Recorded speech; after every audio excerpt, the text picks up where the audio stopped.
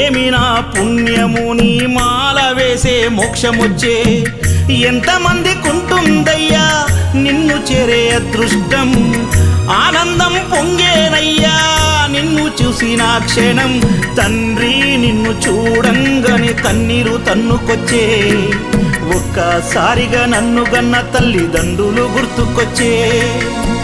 చక్కని మల్లె జాజి పూల పరుపు వేసి బంగారు ఊయల గట్టి ఊయలూపనా